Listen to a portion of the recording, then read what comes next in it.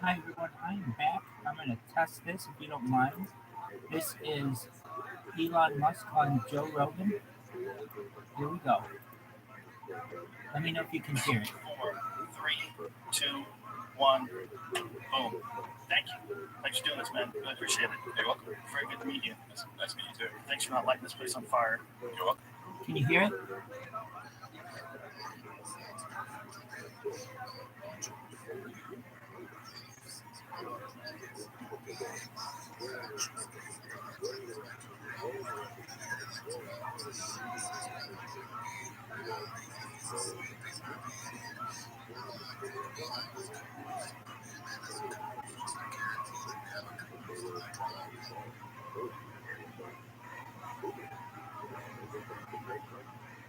You absolutely can do that. I'm actually going to join with another account. And why don't we use that account so that if for one reason or another this app fails, I can bring myself up with the other account. So just one moment, you should see a request of me. Yep, I just came up. Make the one that just joined the host if you can.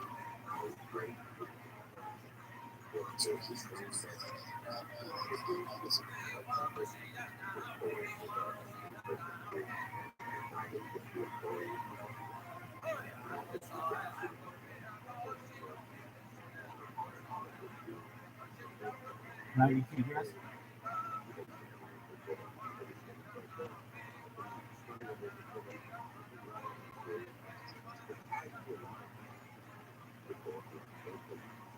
Do you guys have the ability to bring up people as co-hosts?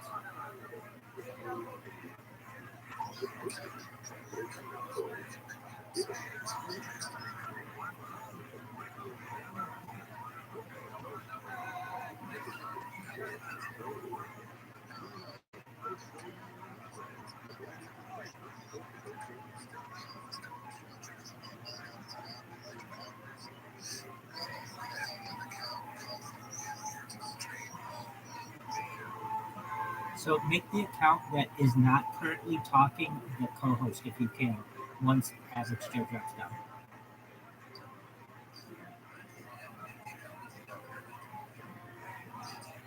Okay, I'm talking. Test, test, test, test, test.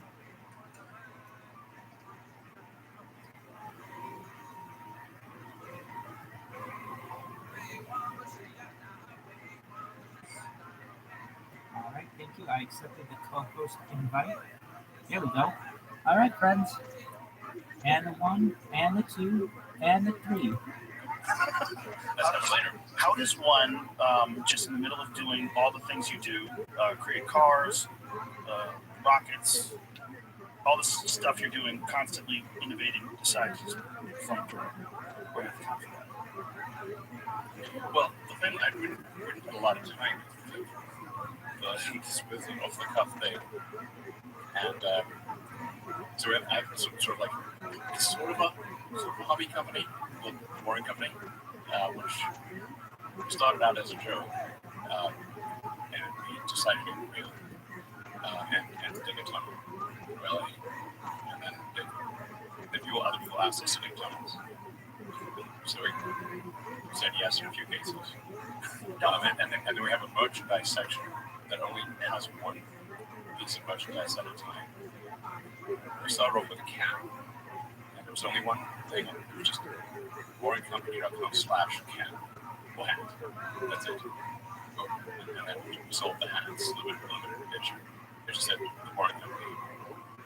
And then on account of Spaceballs, the movie, and in Spaceballs, yogurt goes through the merchandising section, and they have a flamethrower in the merchandising section of Spaceballs.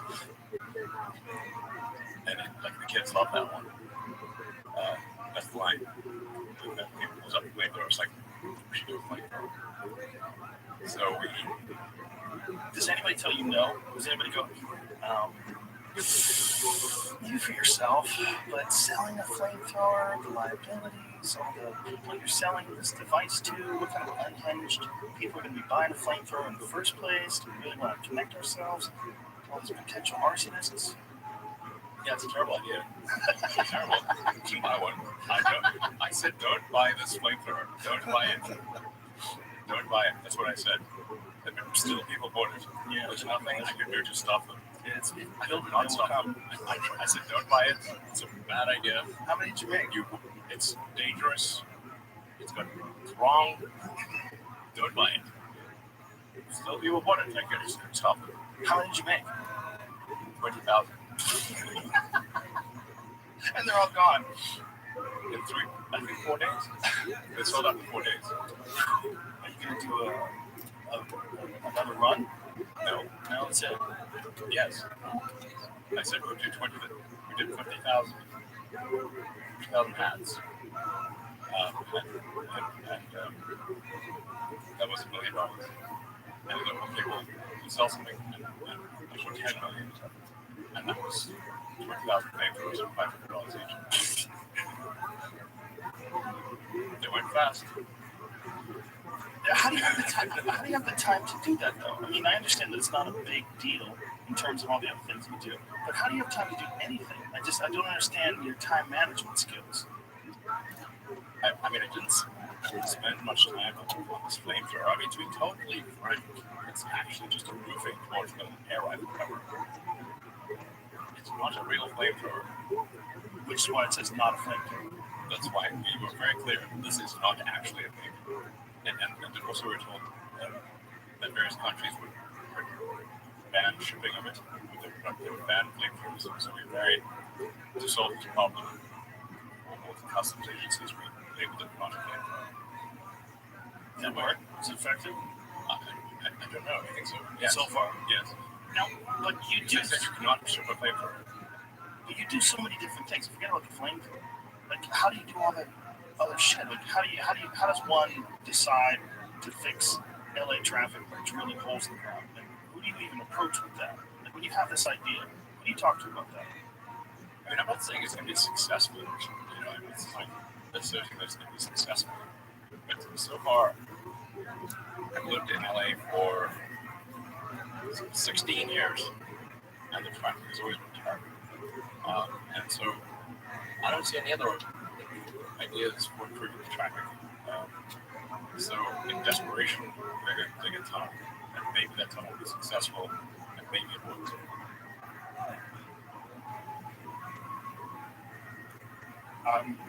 I'm listening. Yeah. I'm not trying to convince you it's going to work. And are the people or anyone. But you're starting this, though. This is actually a project you're starting to implement, right? Yeah, no, we've done about a mile. It's quite long. It takes a long time. Yeah. Now, when you're doing this, what is the ultimate plan? The ultimate plan is to have these in major cities and anywhere there's mass congestion and just try it out in LA first. Yeah, it's in LA because I mostly live in LA. That's the reason. It's a terrible place to dig tunnels. It's one of the worst places to dig tunnels because mostly because of the paperwork. I don't think it's like what about size because actually both tunnels are very safe in earthquakes. Why is that? Earthquakes are essentially a surface phenomenon. It's like waves in the ocean. So if there's a storm, you want to be on a submarine. So being in tunnels like being in a submarine. Now the way the tunnel's constructed is it's constructed out of these interlocking segments, kind of like a snake. It's sort of like a snake exoskeleton with double seals. And so even when the ground moves, the tunnel actually is able to shift along with the ground, like an underground snake. And it doesn't crack, break, or it's extremely unlikely that both seals, and it's capable of taking 5 atmospheres of pressure. It's waterproof, methane-proof, gas-proof many things, and needs all help with seismic components. So when you have this idea of ground, you have to bring in someone that lets you do it. Yeah, so there were some engineers from SpaceX who were going to do this. And the guy who runs it day-to-day, Steve Davis, he's a long-time SpaceX engineer. He's great. So Steve was like, I'd like to help make this happen. So we started off with digging a hole in the ground. It's got like a river pit, big pit. Like a big pit. And you have to tell them what the pit's for, or you just hey, just put the hole. I just felt this warm. And that's it.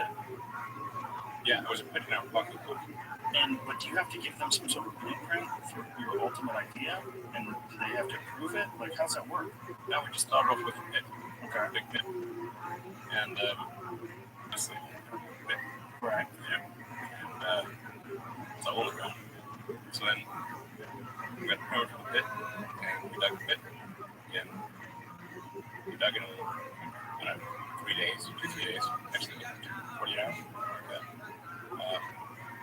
Because Eric said he was coming by for the hype he was going to attend the hype competition, which is the exterior competition we have for breaking past this body in the hype loop.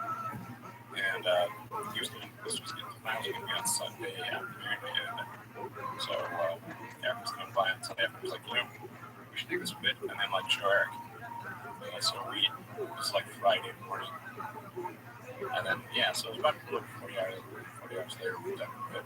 It was like we're 24/7, no 24, 40 straight hours, something like that. And this big pit. And we're like, sure, Eric, pit. Obviously, it's just a pit. But hey, it's hole in the ground, it's better than no hole in the ground. And what do you tell them about this pit? You said this is the beginning of this idea. Yes. We're going to build tunnels under LA to help run the city. And go, hey, I'm going to dig some holes on the ground, put some tunnels in there. And they go, oh, yeah, okay. Nothing wrong with a hole in the ground. But it's people dig holes in the ground all the time. Well, but my question is, I know how much time you must be spending on your Tesla factory. I know how much time you must be spending on SpaceX. And you still have time to dig holes under the ground in LA and come up with these ideas and then implement them. I had a million ideas. I'm sure you did. It's not shorter than that. Yeah. I just don't know how you manage your time. I don't understand. It doesn't even seem humanly possible. I do basically. I think people don't completely understand what I do with my time. They think I'm a business guy or something like that. Like my Wikipedia page says business magnate. What would you call yourself? Business magnate. Can someone please change my Wikipedia page to magnet? I'll change it right now. He's a magnet. Someone want to be a magnet. I do engineering and manufacturing and that kind of thing. It's like 80% more of my time. Ideas and then the implementation of those ideas. That's like hardcore engineering, designing things, Right. Structural, mechanical, electrical, software, user interface, engineering, aerospace engineering. But you must understand there's not a whole lot of human beings like you. You know that, right? So you're an odyssey user. Yes. To chimps like me. We're all chimps. Yeah, we are. We're one notch above a chimp. Some of us are a little more confused. But I watch you doing all these things. I'm like, how does this motherfucker have all this time and all this energy and all these ideas, and then people just let him do these things? That's what I've speculated. I'm on record saying this in the past. I wonder if maybe just hang around with us for a while like you've been doing, and then fix a bunch of shit and miss away. So I might have some mutation or something like that. You might. Do you think you do? Do you wonder? Like, when you're around normal people, you're like, some of these dumb motherfuckers. Never? Not bad for a human, but I think Make me shit my pants. Talking about AI, I realized, like, oh, well, this is a genie that once it's out of the bottle, you never get it back. that's true. There was a video that you tweeted about one of those Boston Dynamic robots. You know, like, in the future, it'll be moving so fast you can't see without a strobe light. Yeah. We'll probably do that right now.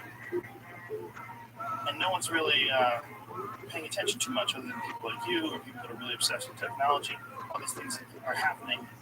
These robots are. Did you see the one where PETA put out a statement that you shouldn't kill robots? Well, you know, wise. For retribution. Their memory's very good. I bet it's really good. I bet it is. Yeah. It's getting better every day. It's really good. Are you honestly legitimately concerned about this? Is like AI one of your main worries in regards to the future? Yes, it's less of a worry than it used to be, mostly due to taking more of a fatalistic attitude. So you used to have more hope, and you gave up some of it, and now you don't worry as much about AI. You're like, this is just what it is.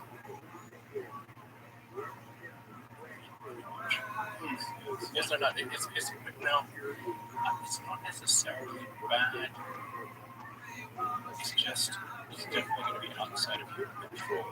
Bad. It's just outside of your control. And the thing that's going to be tricky here is that it's going to be very tempting to use AI as a weapon. It's going to be very tempting. In fact, it will be used as a weapon. So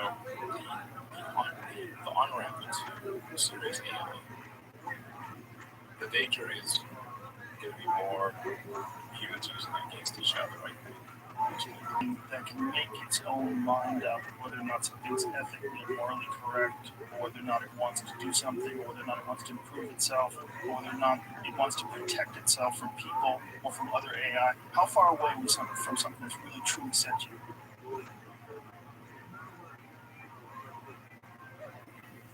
Well, I mean, you're not lucky that any group of people, like a company is essentially a cybernetic collective of people and machines.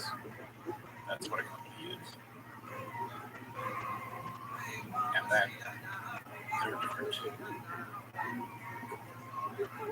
Is this like a collective AI in the Google search, where we're also plugged in as like nodes on the network, and nodes on the tree, both feeding this network with questions and answers. We'll collectively program it. Google plus humans, the Facebook, the Twitter, the Instagram, and all these social networks. They're giant cybernetic collectives. Humans and electronics all interface and constantly connected. Yes. Constantly. One of the things that I've been thinking about a lot over the last few years is that one of the things that drives a lot of people crazy is how many people are obsessed with materialism and getting the latest, greatest thing. And I wonder how much of that is, well, a lot of it is most certainly fueling technology and innovation.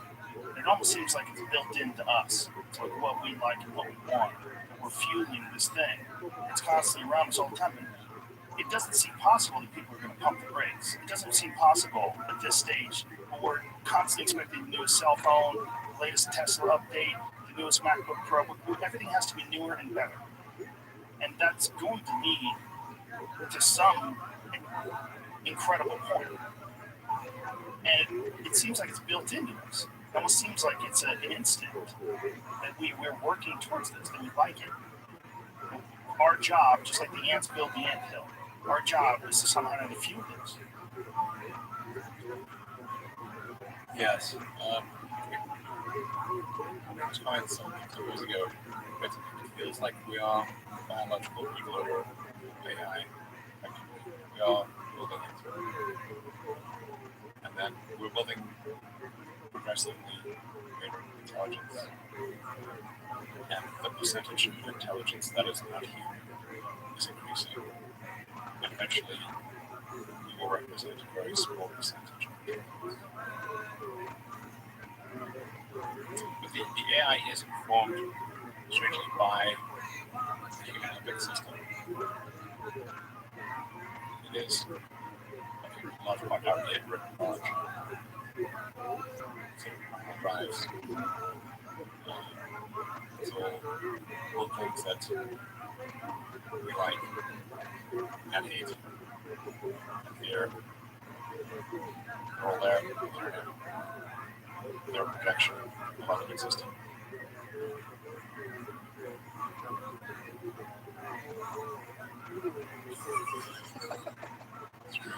No, it makes sense. And thinking of it as thinking of corporations, and just thinking of just human beings communicating online through social media networks or some sort of an organization. It's a cyber. It's a combination. It's a combination of electronics and biology. It's almost like the success of these online systems is the function of how much living resonance they're able to achieve. More living resonance, more engagement. Living resonance. Yeah. More images, more video. Yes. Tweaking your system more. Yes. Do you worry about or wonder, in fact, what the next step is? I mean, a lot of people didn't see Twitter coming, communicate with 140 characters or 280 that would be a thing people would be interested in. It's going to excel. It's going to become more connected to us. Yes, things are getting more and more connected. They're at this point constrained by input properties, particular numbers. But the images are just also another way of communicating better than that. Take pictures, you send pictures. So just the inevitability of our future. I try to convince people to slow down AI, to regulate AI. This was futile. I tried for years. See, nobody listened in a movie. Nobody listened. Robots are gonna fucking take over, and you're freaking me out. Nobody listened. No one. Are people more inclined to listen today? It seems like an issue that's brought up more often over the last few years than it was maybe 5-10 years ago. It seemed like science fiction. Well, I haven't. I think we've learned the way that regulations work is very slow. So there's going to be some things, new technology will cause damage or death. There will be an outcry. There will be investigation. Years will pass. There will be some sort of insight. We'll make oversight, actually regulations. This all takes many years. This is the normal course of things. Let's see what about regulations. How long did it take for sequence to be successfully enforced? Many regulations on sequence include extremely obvious. You had sequence on a selected diaries or the industry fought this for years successfully. Eventually, after many people died,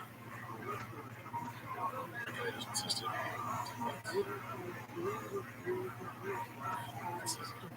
this time period is not relevant to AI. You can't take tickets on legislatures. Select. And you feel like this is decades away or years away from being too late? If you have this fatalistic attitude and you feel like it's going to, we're in a almost like a doomsday countdown. It's not necessarily a doomsday countdown. It's a Out of control countdown. out of control. Yeah, we've both the singularity, and that's the problem. It's a singularity. It's hard to predict. Like black hole, what happens past the event horizon? Right. So once it's implemented, it's very different because it will Once be you able get to, out of the bubble, what's going to happen? and it will be able to improve itself. Yes. That's where it gets spooky, right? The idea that it can do thousands of years of innovation. Very, very great. Yeah. And then we'll be just ridiculous. Ridiculous. We will be like this ridiculous biological shitting, pissing thing trying to stop the gods. No, stop. We like living with a finite lifespan and watching Norman Rockwell paintings. It could be terrible, and it could be great. It's not clear. Right. What one thinks, for sure, under control. Do you think that it's likely that we will merge somehow or another with this sort of technology and it'll augment what we are now? Or do you think it will replace us? Well, that's the scenario. The merge scenario, like probably the best. Like yes, like if you can't beat it, join it. That's yeah. So from a long-term existential standpoint, that's like the focus of your work is to make a high bandwidth interface to the brain such that we can be symbiotic with AI. Because we have a bandwidth problem. We just can't communicate with systems. And where's Neuralink at right now? I think we'll have something interesting to build. That's interesting. Probably, I think that'll be one of things as possible. How much can you talk about that right now? I don't want to jump the gun on it. What would you like, best case scenario? I think best case scenario we regularly merge with AI, where AI serves as a tertiary cognition layer, where we've got the limbic system, the primitive brain essentially, the cortex. So you're currently in a symbiotic relationship with the cortex and limbic system in a symbiotic relationship. And generally people like their cortex, they like their limbic system. I haven't heard anyone who wants to create their limbic system or the cortex. Everybody seems to like both. And the cortex is mostly in service to the limbic system. People may think that the thinking part of themselves is in charge, but it's mostly their limbic system that's in charge. And the cortex is trying to make the limbic system happen. That's what most of them. Now, we do have a third layer, which is the AI extension yourself. That is also symbiotic. And there's enough bandwidth such that the AI can positive market in the future. So instead of replacing us, it will radically change our capabilities. Yes, it will because your earning power will be vastly greater after you do it in theory. That's the theory.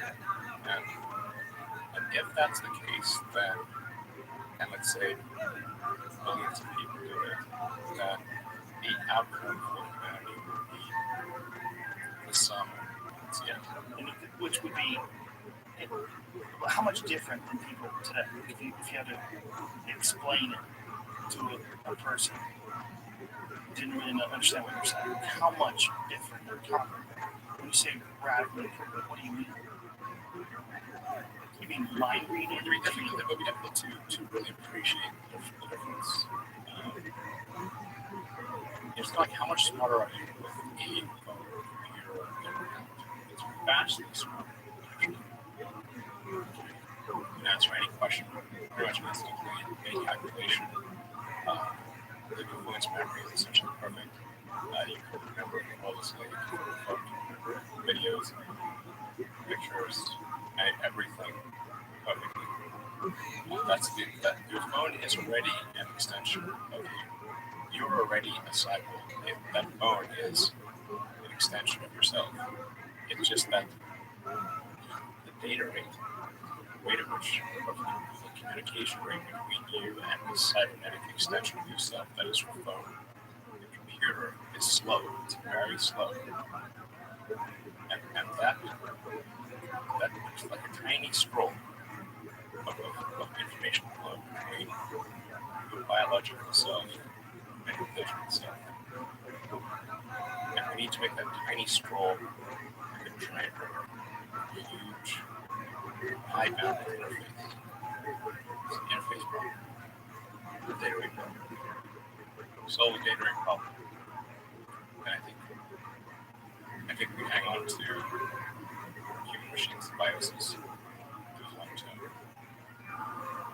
And then people may decide that they want to retain their biological self or not. I think they'll probably choose to retain their biological self. Versus some sort of wait Kurzweil scenario where they download themselves into the computer. It will be essentially snapshot into the computer anytime your biological self dies. This is too freaky. See, if I've I been was thinking just about this for a long time, by the way. if I was talking to one of the cheers, Sure. Yeah, it's a great whiskey. and in a way, you're by communicating. Yeah. Yeah, I mean, I was really going on wanting quite much. When I could. I met with Obama just for one reason. Just one talk job. about it. Yeah. So what about Hillary? What about her first? Oh, you listen. Listen. I met with Congress. I was at a meeting of about 50 governors and talked about just AI danger. From morning, good. Everyone seemed to realize where this was going. Is it that, or do they just assume it's someone smarter than them starting to take care of it? Because when people hear about something like AI, it's almost abstract. It's almost like it's so hard to wrap your head around. And by the time it already happens, They I don't understand that. I think it was years ago. Not sure what to do about it. And I feel like, an obvious thing to do is to just establish a committee, a government committee, to gain insight for good oversight of regulations. So I don't understand what's going on. And have an insight committee that once they know what's going on, give them speed. Then they can make maybe some rules, propose some rules, and that would be probably the same for there's nothing to talk about. Yeah, but I don't have the power to regulate other companies. What am I supposed to do? Right. But maybe companies can agree.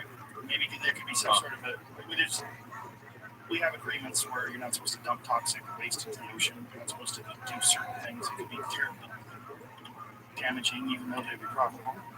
Maybe this is one of those things. Maybe we should realize that you can't hit the switch on something that's going to be able to think for itself and make its own lives to whether or not it wants to survive or not, and whether or not it thinks you're a threat. Whether or not it thinks you're useless. Like, why do I keep this dumb, finite life form alive? Why keep this thing around? It's just stupid. It just keeps polluting, shooting everywhere it goes, lighting everything on fire, and shooting each other. Why do I keep this stupid thing alive? Because sometimes it makes good music. Sometimes it makes great movies. Sometimes it makes beautiful art. Sometimes, sometimes it's cool to hang out with. It's fucking They're fucking mean. I saw that movie Chimpanzee. I thought it was like some Disney thing. What movie is that? It's really called Chimpanzee. Is it a documentary? Yeah, it's kind of like a documentary. I'm like, damn, these chimps are really, They're mean. yeah, they're cruel. Yeah, they're calculated. Yeah, They sneak up on each other. like I didn't realize chimps live calculated cruelty. Yeah. Oh, it's pretty. Right. Well, we know better. Chimp ways to go. This is it, man. We, in a way, to the AI, might be like those chimps. Like these stupid fucks launching missiles out of drones and shoot each other underwater. We're crazy. We got torpedoes and submarines and fucking airplanes and drop nuclear bombs indiscriminately on cities. We're assholes. Yeah. Force down each other's throats. Like, these people are crazy. They didn't look out for themselves. I don't know, how much do we think about chimps? Not much, very little. It's like, these chimps are at war. It's like groups of chimps just attack each other, they kill each other, they torture each other. It's pretty bad. They hunt monkeys. They're, like, this is probably the most. You know, when's the last time you heard about chimps?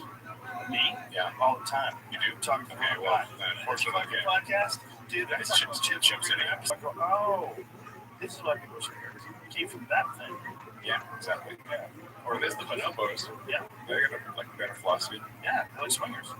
Yeah, they really are. They seem to be way more, even than us, way more civilized. They just seem to resolve everything with sex. Yeah. The only rules they have is mom won't bang the son. That's it. Okay. That's it. Mom won't bang your sons. They're good women. Yeah. Good women in the noble community. Everybody else is banging it out. Yeah. I haven't seen the Bonobo movie. Well, they're disturbing just at a zoo. You know, bonobos at these zoos. They're just constantly going. Constantly fucking. That's all they do. Just won't stop. Yeah, and they don't care case, trade, whatever. This is fuck. I haven't seen bonobos. It's probably like not in the PG section. I don't think they have them at many zoos. We've looked at them. It's probably pretty Yeah, awkward. I think that's the thing. They like to keep regular chips in zoos because bonobos just going to jack them off. Yeah. What's that? They up in San Diego? Really? Interesting. Okay. Yeah, I mean, how many other in a cage? Right. It's going to be pretty intense. Yeah. Yeah, we're a weird thing, you know, and I've often wondered whether or not our ultimate goal is to give birth to some new thing. That's why we're so obsessed with technology. It's not like this technology is really, I mean, it's certainly enhancing our lives in a certain way, but it's ultimately is it making people happier right now. Most technology, I would say no. In fact, you and I were talking about social media before this, about just not having Instagram on your phone and not dealing with it. You feel better. Yes, I think one of the issues with social media, as we point out by many people, is that I think maybe particularly Instagram, people look like they have a much better life than they really do. So, yeah, people are posting pictures of when they're really happy. They're modifying those pictures to be better looking. Even if they're not modifying the pictures, they're at least selecting the pictures for the best lighting, best angle. So people basically seem way better looking. They basically really are. And they're way happier seeming than they really are.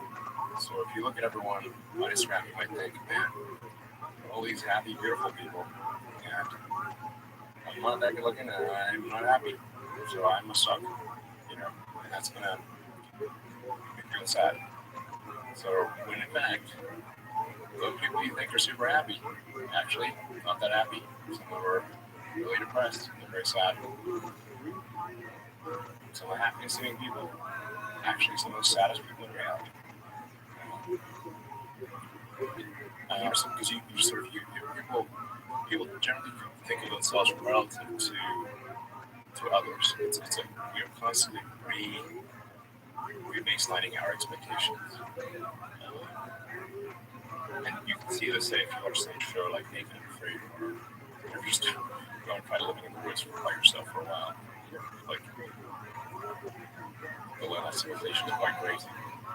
It's a lot of it will come back to civilization pretty fast. I'm not afraid. Wasn't that a Thoreau quote? The comparisons of the joy. Yeah, well, happiness is reality minus expectations. When you think about Instagram, because what essentially Instagram is with a lot of people is giving them the opportunity to be their own PR agent, and they always go towards the glamours. And when anybody does show, hashtag no filter. But if they really do that, like, oh, you're so brave, look at you, no makeup. Yeah. You look good anyway. You look great. What are you doing? Oh my God, you're not makeup artist. You look hot as fuck. Go too. They're letting you know, and then they're feeding off that comment section. Sitting there like it's a fresh stream of love. You get right up to the source as it comes out of the earth and just sucking that A lot of emojis. Water. Emojis. How much what Instagram is that I didn't think that people had the need for this or the expectation for some sort of technology that allows them to constantly get love and adulation from strangers, comments, and this ability to project this sort of distorted version of who you really are. But I worry about where it goes. What's the next one? Where is it? Is it going to be augmented? Some sort of weird augmented or virtual sort of Instagram type situation where you're not going to want to live in this real world. You're going to want to interface with this sort of world you've created through social media. Some next level thing. Yeah. We're living the simulation. Yeah, maybe some Ready Player One type shit that's real. That seems, we have that HTC Vive here. I've only done it a couple times, quite honestly, because it kind of freaks me out. My kids fucking love it, man. They love it. They love playing these weirdo games and walking around with that headset on. But part of me watching them do it goes, wow, I wonder if this is like the precursor. Just sort of like if you look at like that phone that Gordon Gekko had on the beach. Yeah, and you compare big that, cell phone. Yeah, you compare that to like a Galaxy Note 9. Sure. How the fuck did that become that, right? And I wonder when I see this HTC Vive, I'm like, what is that thing going to be 10 years from now when we're making fun of what it is now? What is it? How ingrained and how connected, interconnected